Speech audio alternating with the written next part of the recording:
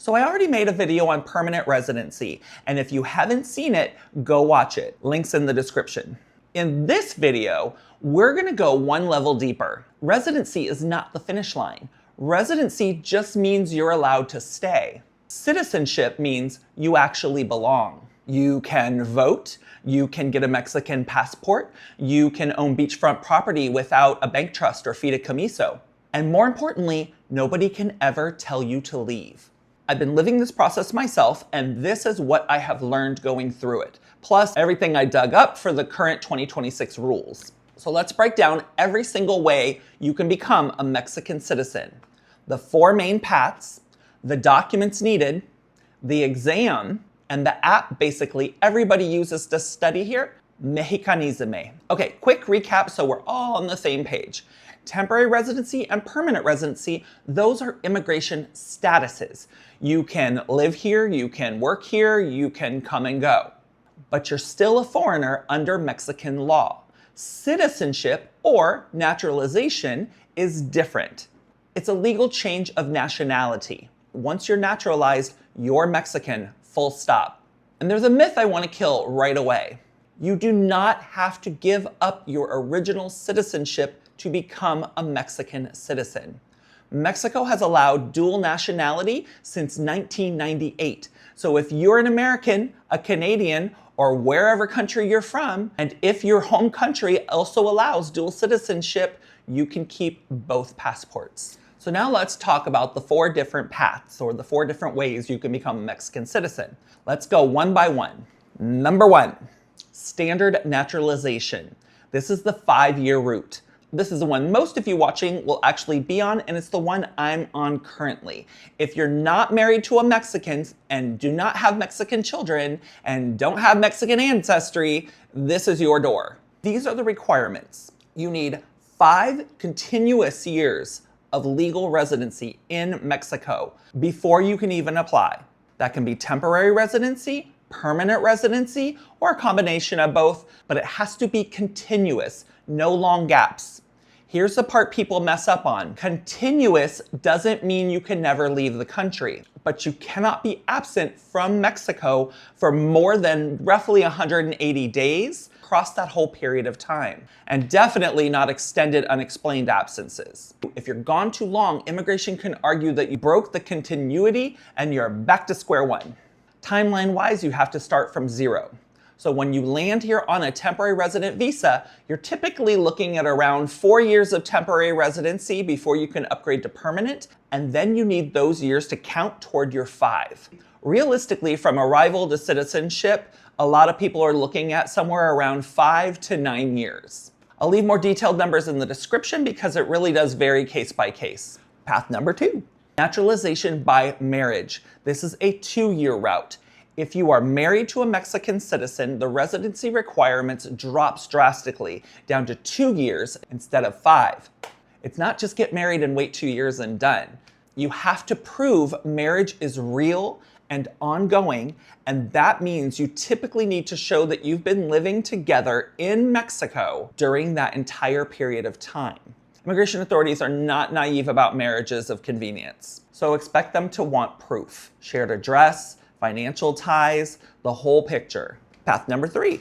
If you have children who were born in Mexico, the residency requirement also drops to 2 years. This one trips people up because a lot of folks don't realize that their kid being born while they were here on a tourist visa or temporary visa actually opens up an accelerated path for the parent.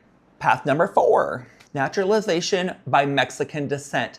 This one's completely different from the other 3, and honestly, it's the fastest and easiest if it applies to you. You're not naturalizing at all. You're claiming nationality you already legally have. This is called citizenship by descent, or in Spanish, nacionalidad por origen.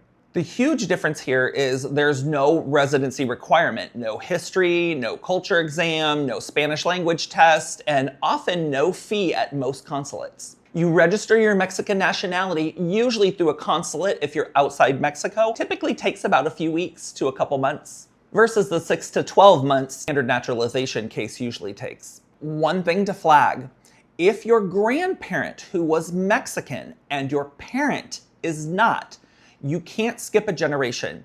Your parent has to register their own nationality first before you can claim yours through them.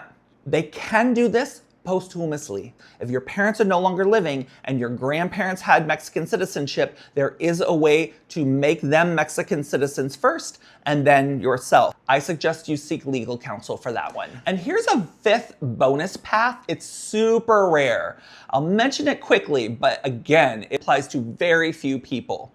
Mexico can grant citizenship to people who have made extraordinary contributions in science, arts, sports, culture, with reduced or even waived residency requirements. Realistically, this doesn't apply to literally more than 99% of people, but I wanted to be thorough. Okay, let's talk about baseline requirements. Regardless of which door you're walking through, there are some baseline boxes everybody has to check. You need a valid temporary or permanent resident card, generally with at least 6 months of validity left at the time you apply.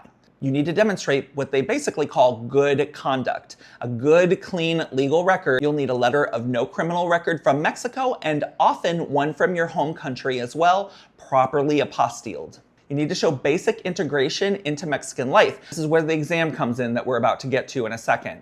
All your foreign documents, birth certificate, marriage certificate, if applicable, proof of no criminal record, all need to be apostilled. And if they are not already in Spanish, they need to be officially translated by a certified translator here in Mexico. This part alone trips people up the most because in the United States, for example, all have different apostille processes and turnaround times. The application itself goes through the Secretaría de Relaciones Exteriores, the SRE, Mexico's Ministry of Foreign Affairs. That's the government body that actually reviews your files, schedules your exam, and eventually issues your naturalization letter, the Carta de Naturalización. All right, let's talk about the exam and what it actually looks like. This is the part that people get most anxious about, and it's the part everybody asks about. So let's really break it down. The naturalization exam has essentially 2 components. Component 1 is the history and culture. It's a multiple choice test, all in Spanish. It's 10 questions, but it's 10 of at least 600 questions. And you need to get 8 right in order to pass. You usually get around 10 minutes to complete it.